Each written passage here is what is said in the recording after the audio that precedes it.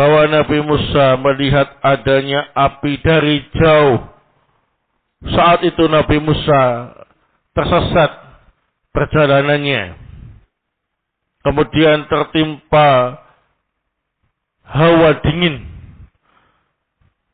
Dan tidak ada sesuatu yang bisa memenuhi kebutuhannya ketika safar.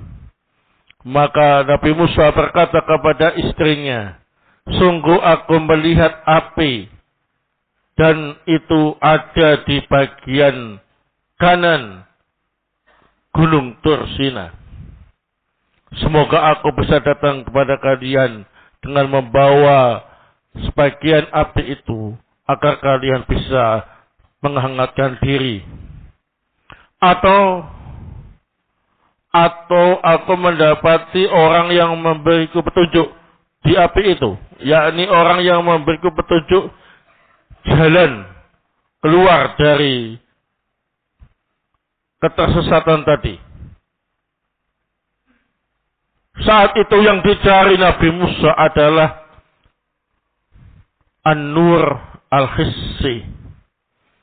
Itu cahaya yang bisa dilihat dan hidayah atau petunjuk jalan yang jelas. Tapi ternyata di sana dia menemukan cahaya maknawi, yakni cahaya wahyu, yang dengan itu bersinarlah ruh dan hati. Yang dimaksud dengan hidayah hakiki adalah petunjuk ke jalan yang lurus, yang bisa menghubungkan seseorang menuju ke surga An-Naim yang penuh dengan kenikmatan. Nabi Musa ternyata mendapatkan sesuatu yang tidak diperhitungkannya, yang tidak terlintas di pikirannya. Falamma ataha ay an-nar allati anasaha min ba'idin wa kanat fil haqiqah nuran wa hiya narun tuharriku wa tusharriku. Wa yadullu ala dhalika qawlu sallallahu alaihi wasallam hijabuhu an-nur awin nar law kashafahu la ahraqat sabahat wajhi mantaha ilaihi basar. Falamma wasala ilaiha nudiya minha ay nadahu wahu kama qala wa nadainahu min janibit turil ayman wa qarrabnahu najiyah. Ketika Nabi Musa mendatangi api tersebut, yakni api yang beliau lihat dari kejauhan, yang ternyata berupa cahaya, yakni api tadi bisa membakar dan bersinar terang.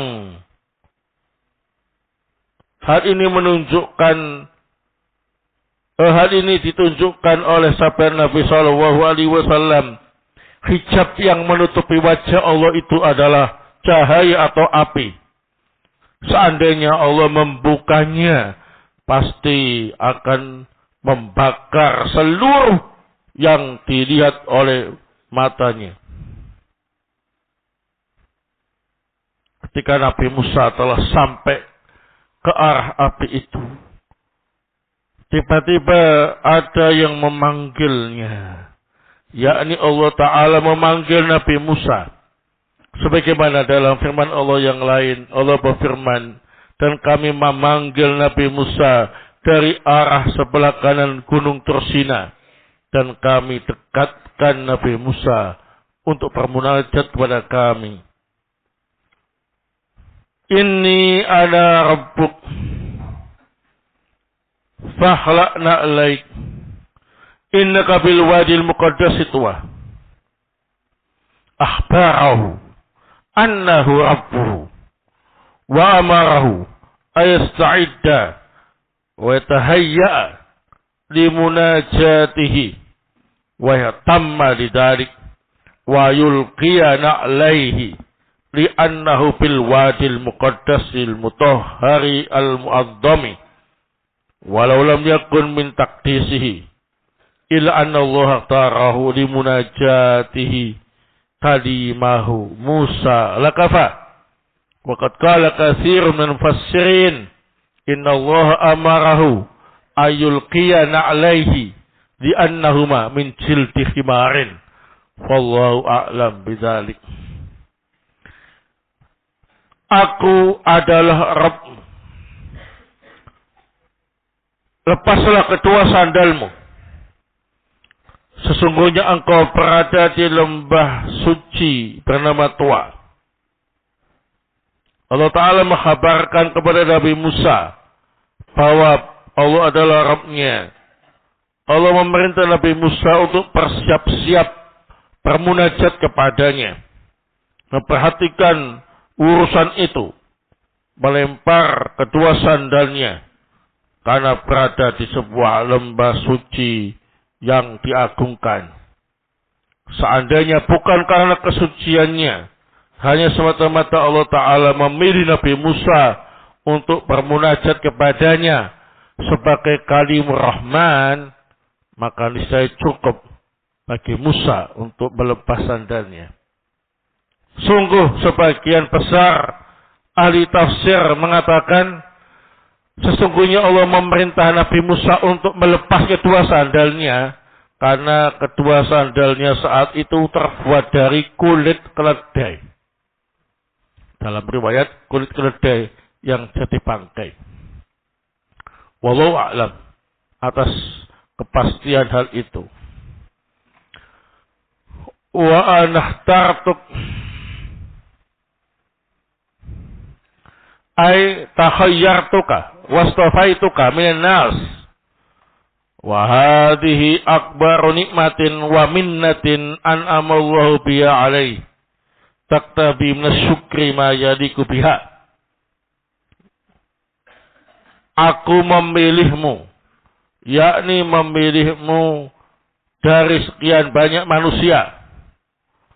Dan ini merupakan nikmat dan karunia terbesar yang Allah berikan kepada Nabi Musa, yang mengharuskan Nabi Musa untuk bersyukur dengan melakukan hal-hal yang layak sebagai tanda syukurnya. Falihada qala fastami' lima yuha ay alqi sam'aka lilladhi uhi ilaika fa innahu haqiqun bidzalik li'annahu as-suddini wa mabda'uhu wa imadud da'watil islamiyah. Oleh sebab inilah Allah berfirman, dengarlah apa yang aku wahyukan kepadamu. Artinya, pasang baik-baik pendengaranmu untuk mendengar apa yang aku wahyukan kepadamu. Dan itu adalah kewajiban yang harus kamu lakukan. Karena wahyu itu adalah dasar dan fondasi agama ini. Tiang dakwah Islam. Thumma bayyana alladhi yuhihi ilaih biqaulihi innani anallahu la ilaha illa ana. Ay Allahul mustahiqul uluhiyya al-muttasafu biha li'annahul kamilu fi asma'ihi wa sifatihi al-mufaridu bi af'alihi alladzi la syarika lahu wa la mathila wa la kufuwa wa la samiyya. Fa'budni bi jami'i anwa'il ibadah zahiriha wa batiniha usuliha wa furu'iha. ثم خص الصلاة بالذكر وإن كانت داخلة في الإبادة لفضلها وشرفها وتضمنها عبودية القلب واللسان والجوارح. Kemudian Allah menjelaskan apa wahyu yang disampaikan kepada Nabi Musa dengan firman-Nya, sungguh aku ialah Allah, tidak ada yang berhak disembah kecuali aku. Aku adalah Allah yang berhak disembah, yang disifati dengan uluhiyah. Karena Allah maha sempurna namanya, maha sempurna sifatnya, maha satu perbuatannya. Tidak ada sekutu baginya. Tidak ada yang semisal. Tidak ada yang setara. Tidak ada yang sebanding. Maka sembahlah aku dengan segala bentuk ibadah. Yang zahir maupun yang batin. Yang pokok maupun yang cabang. Kemudian dalam ayat ini Allah Ta'ala mengkhususkan sholat dalam penyebutan. Padahal sholat juga masuk dalam bagian ibadah. Ini menunjukkan keutamaan dan kemuliaan sholat. Karena sholat mengandung bentuk ibadah hati, lisan, dan anggota badan. Wa qawlu li dzikri allamu li ta'lil ay aqimus shalah li ajri dzikrika iyaya li anna dzikrahu ta'ala ajalul maqasid wa huwa ubudiyatul qalbi wa fi sa'adatuhu fal qalbul mu'til an dzikrillahi mu'tilun an kulli khairin wa qad kharaba kullal kharabi. Fasyarawu lil-ibadi anwa'al ibadat allati al-maqsud minha iqamatu dzikrih wa khususan as-shalah. Allah Ta'ala menyebutkan dalam firman-Nya li dzikri, salat untuk mengingatku. Lam disebutkan di sini adalah lam ta'lil, menunjukkan alasan atau sebab. Artinya tegakkanlah salat. Karena dengan sholat itu engkau bisa mengingatku. Karena mengingat Allah adalah tujuan yang paling mulia. Yakni ibadah hati. Yang dengannya bisa bahagia. Karena hati yang tidak ingat Allah berarti akan tidak mendapatkan segala kebaikan. Bahkan bisa merusak segala urusan. Allah Ta'ala mensyariatkan kepada hamba-hambanya berbagai macam ibadah. Yang tujuan utamanya ialah agar ingat kepada Allah. Khususnya ibadah sholat. Qala Allah Ta'ala utlu ma uhiya ilaika minal kitab wa aqimus shalah inna sholata tanha 'anil fahsya'i wal munkar wa la dzikrullahi akbar ay ma fiha min dzikrillahi akbar min nahyiha 'anil fahsya'i wal munkar wa hadha an-naw'u yuqalu lahu tauhidul uluhiyah wa tauhidul ibadah fal uluhiyah wasfu ta'ala wal ubudiyah wasfu 'abdi. Allah Ta'ala berfirman, bacakan apa yang diwahyukan kepadamu dari Alkitab. Tegakkanlah sholat. Sesungguhnya sholat itu bisa mencegah perbuatan keji dan mungkar. Dan mengingat Allah itu lebih besar. Yakni mengingat Allah dalam sholat itu lebih besar faidahnya daripada sekedar mencegah dari perbuatan keji dan mungkar. Ini adalah salah satu bentuk tauhid uluhiyah. Tauhid ibadah. Uluhiyah adalah sifat bagi Allah. Ubudiyah sifat bagi hambanya. Inna sa'ata atiyatun ayla budda min wuqu'iha akadu fiha ay an-nafsi kama fi ba'dil qira'at taqali ta'ala yas'alukan nas anis sa'ah qul innama ilmuha indallah wa qala wa indahu ilmus sa'ah fa ilmuha qad akhfahu anil khalaiq kullihim fala ya'lamuha malakun muqarrabun wala nabiyyun mursalun wal hikmah fi ityaris sa'ah litujza kullu nafsin bima tas'a minal khair wasyarr fahiyal bab didaril jaza' yajziyal ladzina asa'u bima 'amilu wa yajziyal ladzina ahsanu bil husna. Sungguh hari kiamat pasti datang, yakni pasti terjadi. Aku sengaja menyamarkannya, yakni tidak aku sampaikan sebagaimana dalam sebagian qiraah. Seperti firman Allah Ta'ala, manusia bertanya kepadamu tentang hari kiamat. Katakanlah, ilmu tentang kapan terjadinya kiamat itu di sisi Allah. Allah Ta'ala juga berfirman, di sisi Allah lah ilmu kapan terjadinya kiamat. Ilmu tentang hari kiamat disamarkan oleh Allah dari seluruh makhluknya. Tidak diketahui oleh malaikat yang dekat ataupun nabi yang diutus.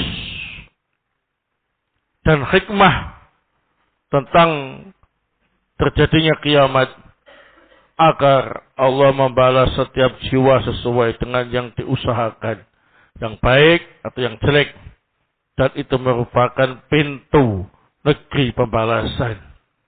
Allah akan membalas orang-orang yang berbuat jelek sesuai dengan perbuatannya, dan Allah membalas orang-orang yang berbuat baik dengan al-husna, yakni al-jannah. Wallahu ta'ala a'lam bissawab. Fiha fawaid.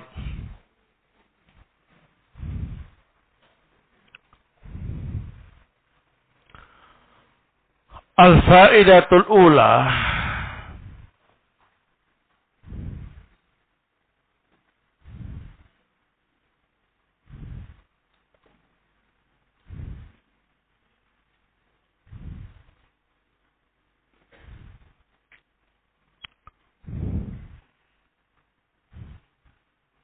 anna Allah Ta'ala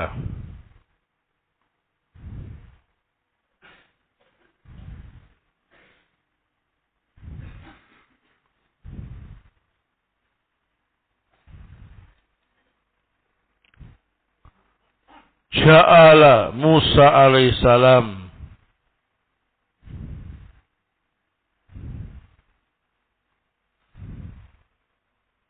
kalimar rahman,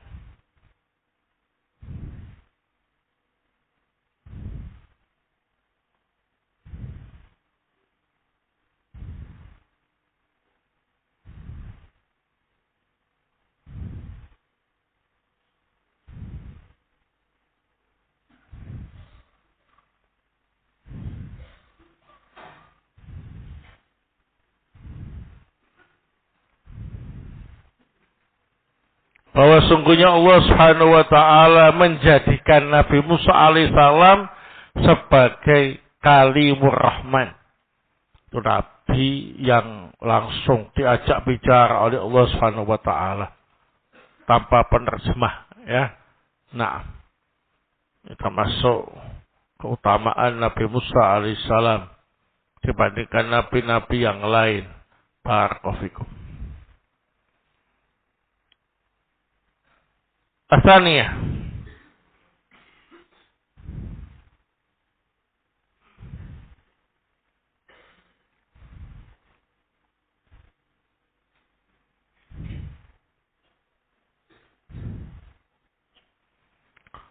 anna Musa alaihissalam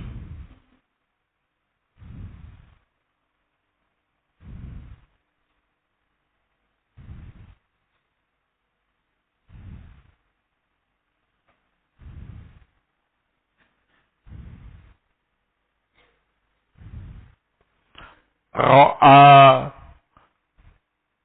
nuran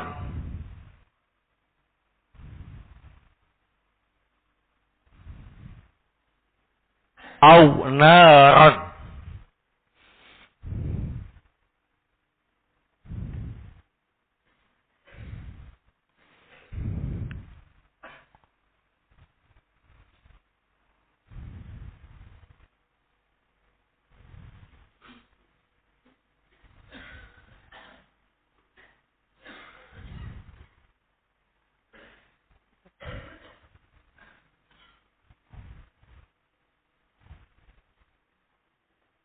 Nah,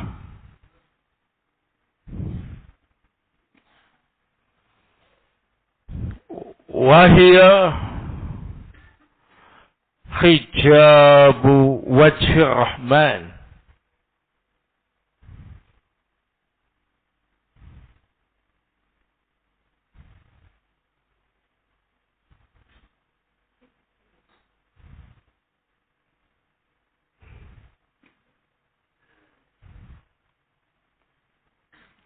Bahwa sungguhnya Nabi Musa alaihissalam beliau melihat cahaya atau api, yang mana cahaya atau api ini adalah hijab yang menutupi wajah Allah yang Maha Rahman. Nah, baik. Ini seperti yang dialami oleh Nabi Muhammad sallallahu alaihi wasallam ketika Mi'raj ke langit, ya.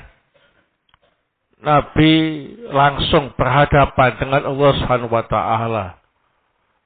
Saat itu Nabi melihat Allah dengan hatinya, yakni yakin bahwa yang dihadapannya itu ialah Allah Subhanahu wa taala. Tetapi ada hijab dari api atau dari cahaya yang menutupi wajah Allah Subhanahu wa taala. Nur anna araha. Nah, cahaya. Bagaimana mungkin aku bisa melihat wajah Allah yang ditutup cahaya itu?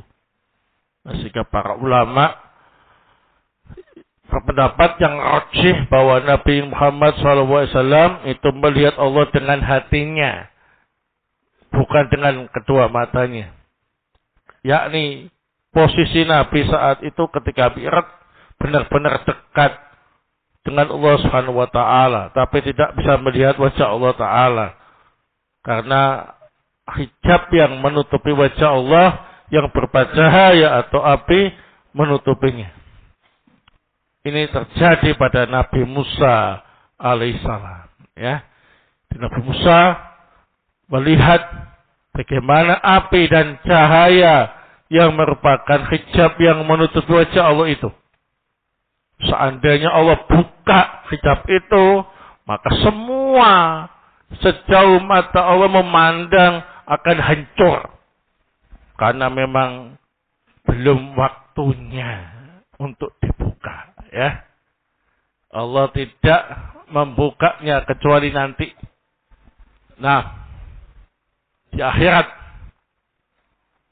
barakallahu sebagai balasan yang baik untuk hamba-hambanya yang beriman dan bertakwa, Allah Ta'ala membuka hijabnya yang berasal dari cahaya atau api tadi, sehingga penghuni surga bisa melihat wajah Allah Ta'ala yang mulia.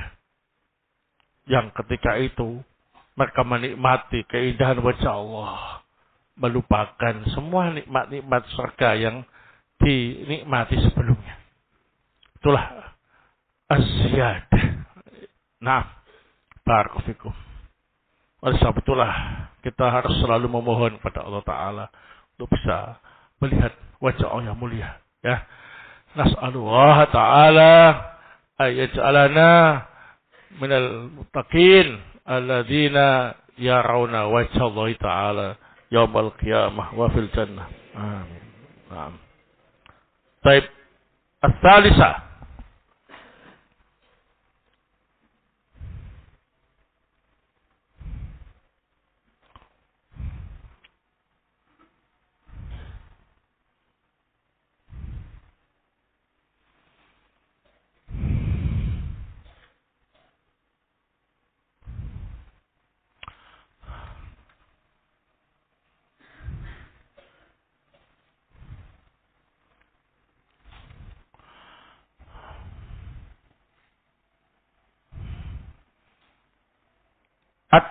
An-tauhida al-uluhiyah.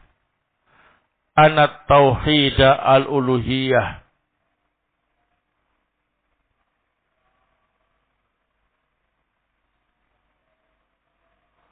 atau anna tauhidal uluhiyyati huwa asasu da'watil anbiya'i wal mursalin. Anna tauhidal uluhiyyati huwa asasu da'watil anbiya'i wal mursalin.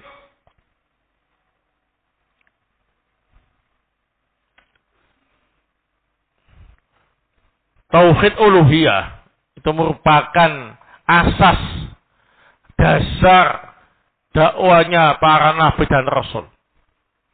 Semuanya sama, tidak ada pengecualian. Asas dakwanya adalah tauhid uluhiyah. Arabiah.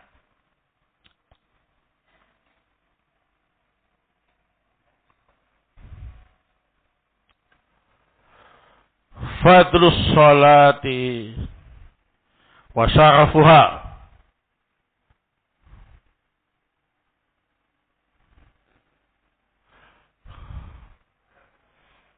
Lianna Allah Ta'ala dzakaraha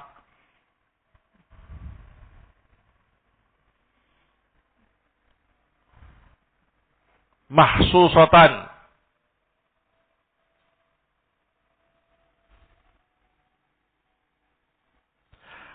ma'a annaha min anwa'il ibadah. Ma'a annaha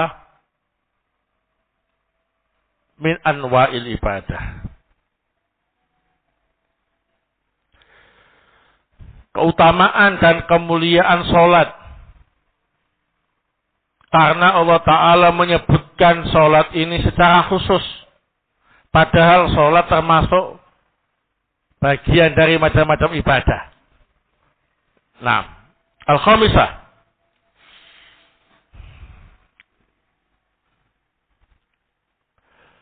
Anna dzikrallahi ta'ala. Anna dzikrallahi ta'ala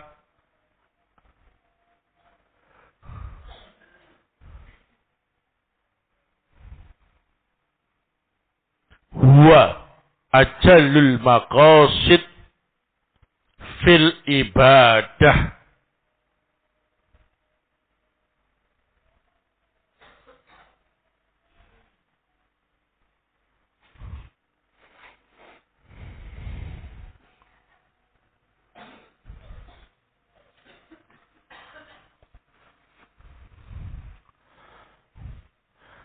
Mengingat Allah Subhanahu wa ta'ala merupakan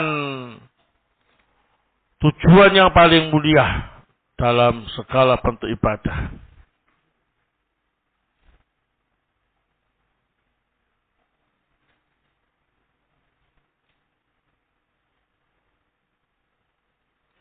Nah, as-sadisah.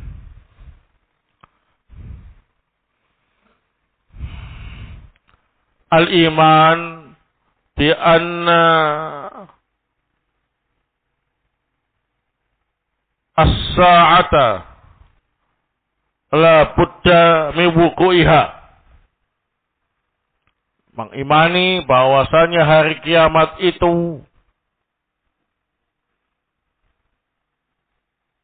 pasti terjadi.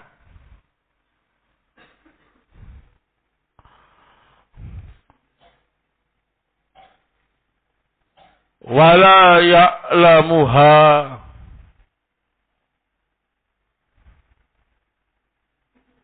illallahu azza wa jal. Dan tidak ada yang tahu ilmu tentang terjadinya hari kiamat nanti, kapannya itu, kecuali Allah azza wa jal. Nah, as-sabiah. As-sabiah ya. Al-imanu bil hisabi wal jaza. Mengimani adanya hisab dan balasan. Kama qala ta'ala litujza kullu nafsin bima tas'a. Nah. Wallahu ta'ala